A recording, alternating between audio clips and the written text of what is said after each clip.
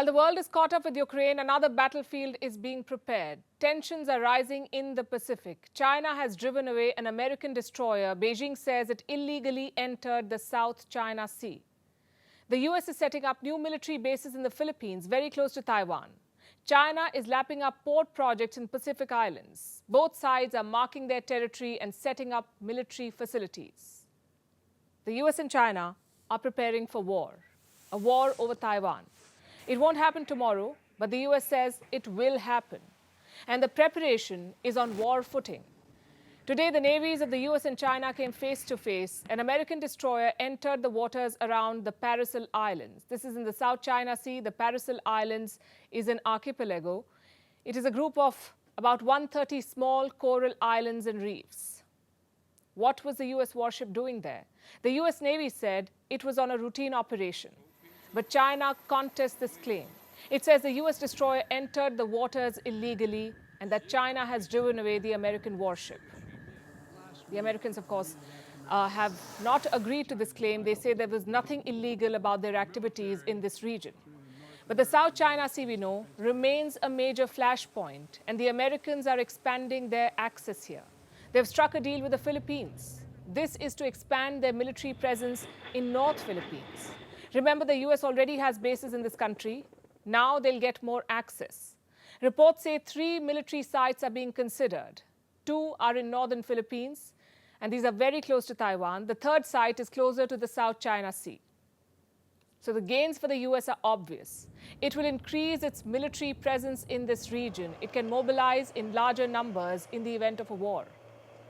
As for the Chinese, their response to the deal is on expected lines. China has always believed that defense and security cooperation between countries should be conducive to regional peace and stability and should not target or harm the interests of third parties. The US side has been strengthening its military deployment in the region out of its own selfish interests and with a zero-sum mindset. Beijing is responding not just with words. The PLA has stepped up activities around Taiwan. Almost every day it sends warships and warplanes. And they don't do very much. They just come close to the island of Taiwan. They register their presence, stick around just long enough for Taiwan to take notice, and then they leave. These are intimidation tactics. Earlier this week, Taiwan detected 10 Chinese military aircraft and 2 naval vessels. So far this month, Beijing has sent at least 292 military aircraft and 76 naval vessels. And how does Taiwan respond to this? With military drills of its own. The latest ones happened in North Taiwan. Military tanks were spotted rolling down the streets there.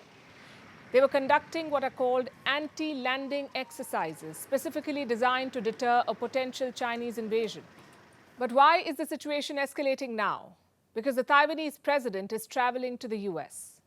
The trip will kick off on March 29th with a transit through New York on the same day. After this, she will continue her journey to Guatemala and Belize to conduct exchanges with the 2 allied nations. On the trip back, there will be a stopover in Los Angeles. She will make 2 stops in the US and also visit Guatemala and Belize. These are diplomatic allies of Taiwan. In the US, President Tsai could meet Kevin McCarthy, the current US House Speaker. Washington is trying to paint this as an unofficial stop. There's no reason for China to overreact.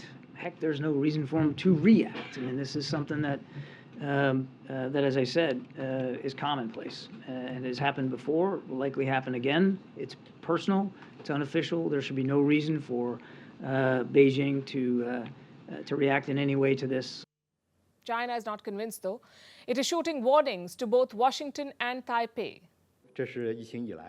We again warn the Taiwan authorities that there is no way out for Taiwan independence. And any illusions about attempts to collude with external forces to seek independence and provocation is doomed to fail.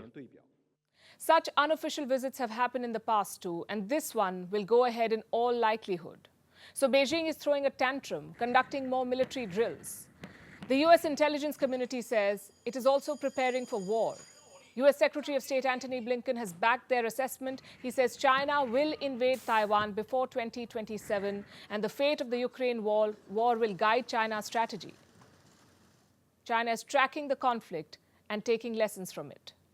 I think if China is looking at this, and they are looking at it very carefully, they will draw lessons for how the world comes together or doesn't. There are good reasons to be worried. The conflict in the South China Sea is very much alive. China claims almost the entire sea. 5 other countries have competing claims, sometimes overlapping claims. These are Vietnam, the Philippines, Taiwan, Malaysia, and Brunei. The South China Sea is vital for the global economy. It has great economic and geostrategic importance. 1/3 of the world's maritime shipping passes through here. The ships carry over $3 trillion worth of goods. A war in this region would spell disaster for all sides, but none wants to pull back. And as the Americans make inroads here, with more warships and military bases, the Chinese too are expanding their access. China has won a major contract in the Solomon Islands.